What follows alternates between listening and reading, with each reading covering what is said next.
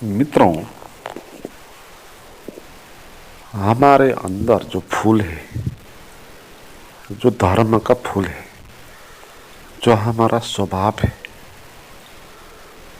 उसको बड़ा करना है और उसको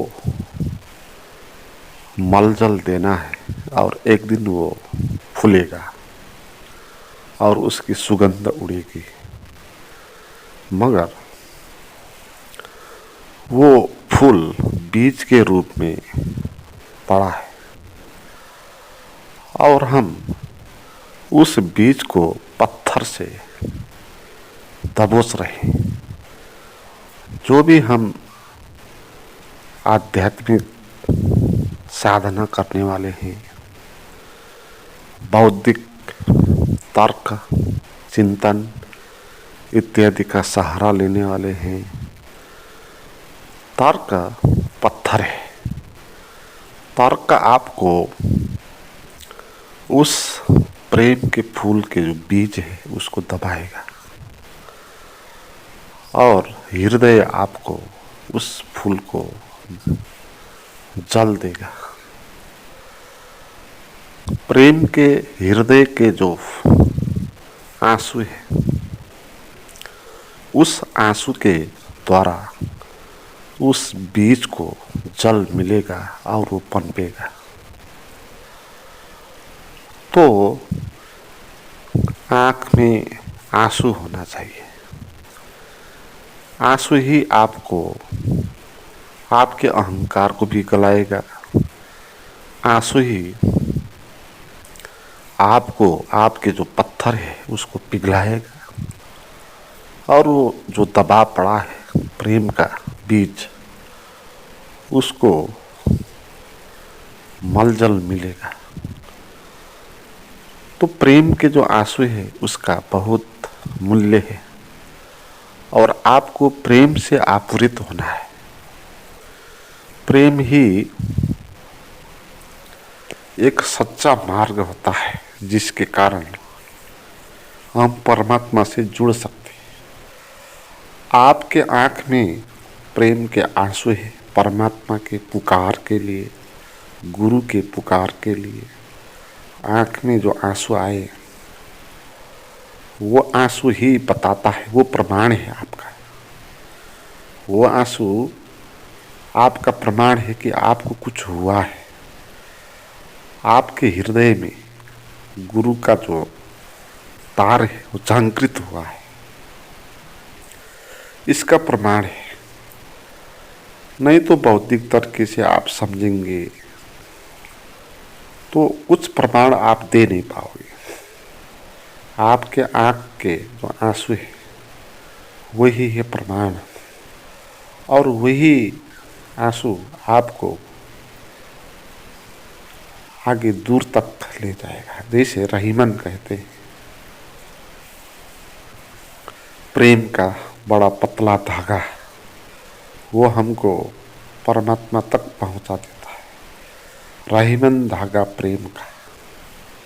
तो प्रेम का धागा छोटा सा है, मगर छोटा सा भी प्रेम आपको परमात्मा से जुड़ सकता है। जैसे छोटी सी रोशनी भी आपको सूरज तक पहुंचा देती है। छोटी सी रोशनी, छोटा सा प्रेम परमात्मा तक पहुंच जाता है। मगर प्रेम के भी बहुत रूप होंगे, आंसू के भी बहुत रूप होंगे। आप प्रेम करते होंगे आदमियों को, जानवरों को। बहुत सारे लोग तो आदमियों से ही करेंगे, जानवर तक को ही कर नहीं पाएंगे। आदमियों से भी वो अपने फैमिली के लोग जो है उन्हीं को प्रेम करेंगे। वो प्रेम का बहुत छोटा रूप है। और जो प्रेम का आंसू है, वो आंसू भी बहुत तरह के होंगे। दुख में भी आंसू आएंगे, बिछोड़ में भी आंसू आएंगे, खुशी में भी आंसू आएंगे। इनमें से जो सबसे श्रेष्ठ आंसू है वो आंसू है प्रेम के आंसू। प्रेम के जो आंसू है उसमें दुख नहीं होगा, उसमें आनंद होगा। आपने किसी गुरु को याद किया, आपने परमात्मा को याद किया, आप आपूरित हो गए परमात्मा के भाव, उसके ब्लेस के कारण आप आपूरित हो गए और आपकी आंख से आंसू निकलने लगे। ये जो आंसू है ना, इससे और ज़्यादा मूल्यवान इस जगत में है नहीं। ये प्रमाण है, ये आंसू ये कहता है कि सच में ही आप परमात्मा से आपका जुड़ाव हो गया। ये खबर देता है, ये इस बात की खबर देता है कि परमात्मा सच में ही होता है और परमात्मा से सच में ही प्रेम होता है, इसका वो खबर देता है। नहीं तो परमात्मा एक कोरा काल्पनिक चीज़ है, हमने कभी देखा नहीं, सुना है कि ऐसा ऐसा होता है, और कभी देखा नहीं, स्पर्श भी नहीं किया, कुछ संबंध भी नहीं बना। मगर प्रेम के जो आंसू है वो इस बात को खबर देता है कि आपका परमात्मा से संबंध बन गया, परमात्मा के साथ आपका रिलेशन हो गया। तो ये आंसू आपको खबर देगा, ये प्रमाण देगा। जैसे कोई किसी प्रेमी के बिछोड़ के कारण रो लेता है तो वो एक खबर देता है कि उसका एक प्रेमी भी है और उससे उसका बिछोड़ हुआ है, और मिलन हुआ है तो भी आंख से आंसू आएगा और वो आंसू भी यही खबर देगा कि प्रेमी है और उससे उसका मिलन हुआ है। तो परमात्मा के भाव के कारण, परमात्मा की पुकार के कारण, गुरु की पुकार के कारण आपके आंख से आंसू आता है, आपका हृदय द्रवीभूत हो जाता है, आंदोलित हो जाता है। तो ये खबर देता है कि ये सच बात है कि परमात्मा सच में ही होता है और आपका जुड़ाव हो गया। मगर हमने इस आंसू को, इस प्रेम के जो फूल है उसका जो बीज है उसको पत्थर से दबा दिया। और कैसे दबाया? तर्कों से, विचारों से। हम मस्तिष्क में जीते, हम हृदय में जीते नहीं, क्योंकि हमारा दिमाग तर्क पोषित है। शिक्षा दीक्षा कोई भी सिखाता नहीं है आपको हार्दिक बनने के लिए। इस संसार में, इस संसार के मरुभूमि में जीने के लिए आपको सख्त होना पड़ेगा, आपको दुश्मनी बनाना होगा सभी से, और इसीलिए आपको एक कठोर हृदय बनाना होगा। तो शिक्षा दीक्षा समाज आपको एक कठोर हृदय बना देता है। और हृदय कठोर कैसे हो जाता है? जब आप मस्तिष्क में जीने लगते हैं तब आपका हृदय कठोर हो जाता है।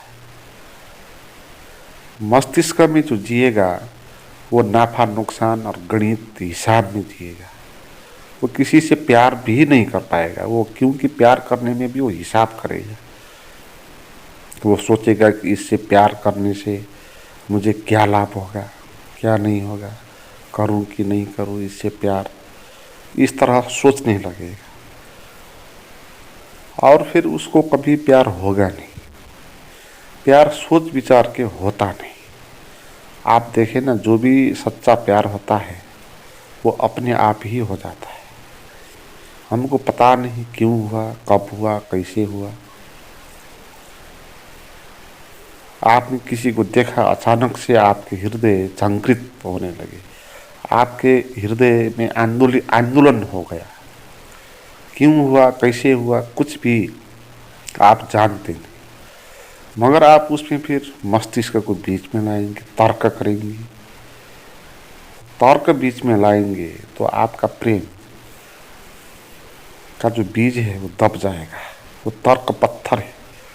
इसलिए किसी से भी आपका प्यार हो गया हो तो तर्क को बीच में लाना नहीं है और उसको पाने की इच्छा भी नहीं करनी, और क्या होगा क्या नहीं होगा इसके बारे में भी सोचना नहीं।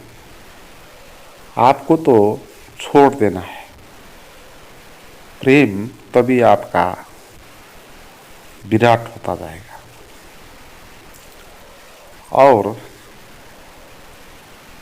प्यार का जो पुष्प है, उसका जो बीज है, हम उस बीज को कैसे उगा सकते हैं, ये मूलभूत बात है, इसी को जानना है। सभी के अंदर है वो बीज, मगर वो बीज पत्थर के नीचे दबा है और पत्थर को हटाना है और वहाँ मल जल देना है। और आंसू ये काम करेगा।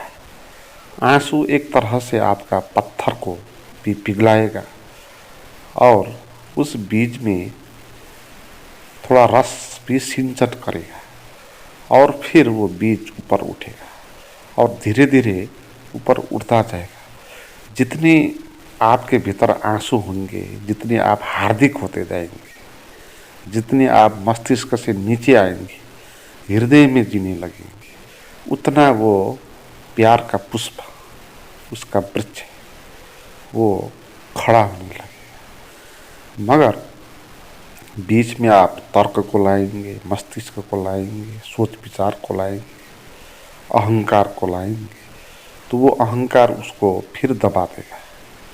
इसलिए बहुत सूक्ष्म बात है, जटिल बात भी है, मगर आप अगर हृदय से आंदोलित हो सकते हो तो ये बात बहुत सरल भी है।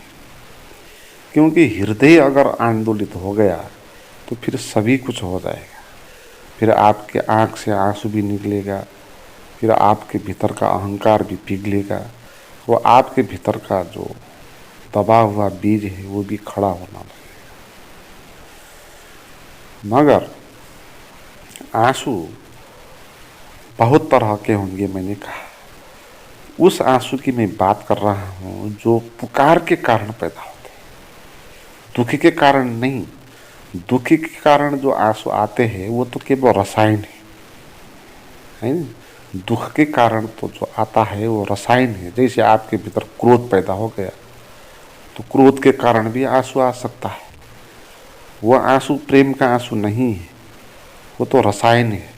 आपके शरीर में रासायनिक प्रतिक्रिया हो गया तो आपके आँख से भी निकलेगा, आपके हाथ पैर से भी निकलेगा। क्रोधित हो गए आप, भयभीत हो गए तो आपके रोंगटे खड़े हो जाएंगे। ऐसे आँख से भी आपका रस निकलेगा, मगर ये आंसू नहीं है, ये केवल रासायनिक प्रतिक्रिया है। मगर जो प्रेम का आंसू है वो ही खास वास्तविक आंसू है, वो रासायनिक प्रतिक्रिया नहीं है।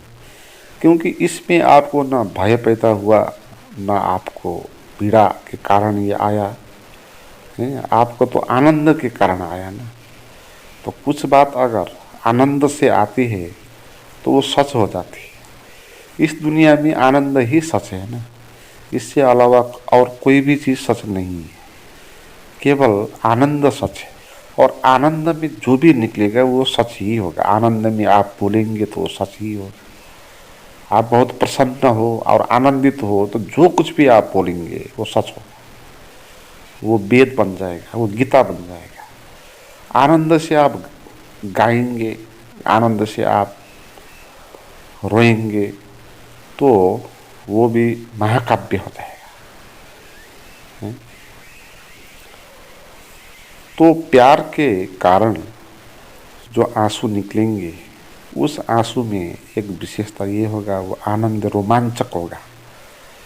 आपके आँख से आंसू तो निकलेगा, मगर साथ ही साथ आपके ओठ पे हंसी भी निकलेगी, है ना। दोनों ही बात साथ साथ ही होगी। आपके आँख से आंसू निकलेगा, आपके ओठ से मुस्कान निकलेगा, दोनों ही बात साथ साथ होगी। तब जानना आपको एक अचम्म आश्चर्यजनक बात घट गई, आपको परमात्मा मिल गया, ऐसा अगर आपको हुआ तो, है ना। क्योंकि परमात्मा विरोधाभासों के बीच में होता है। परमात्मा मध्य में होता है, अति में नहीं होता है। और परमात्मा दोनों विपरीत चीज़ों को मिला देता है। तो आप परमात्मा के कारण उसके पुकार के कारण आप कभी ध्यान में बैठ गए और शांत हो गए और अहोभाव से भर गए। आपको लगने लगा कि जीवन का अर्थ अनुभव में आया और आपको ये लगने लगा कि मैं कितना धन्यभागी हूँ कि मुझे जीवन का सार्थकता का अनुभव हुआ, जीवन के आनंद का अनुभव हुआ। तो इस बात से आप द्रवीभूत हो जाएंगे, आपके आंख से आंसू गिर जाएगा और ये आंसू होंगे आनंद के, है ना। इसलिए आपके ओठ में मुस्कान भी होगा, भीतर छिपा होगा, बाद में निकलेगा, मगर साथ साथ ही दोनों ही होगा। और इस आंसू के कारण आपको कुछ परेशानी नहीं होगी। इसलिए रोना चाहिए परमात्मा की याद में, परमात्मा के प्रेम में, अहोभाव में। जितना आप रो सकते हो उतना रोना चाहिए, क्योंकि जितना आप रो सकेंगे उतना आप मस्तिष्क के चट्टान से नीचे आएंगे और हार्दिक होंगे और आपका अहंकार भी पिघलेगा और आपके जो दबा हुआ बीज है प्रेम का, उस पर भी रस का सिंचन होगा। तो मित्रों, ये प्रेम के आंसू का ये बड़ा मूल्य होता है। तो इसके बारे में थोड़ी हमने चर्चा की। आज के लिए इतना ही।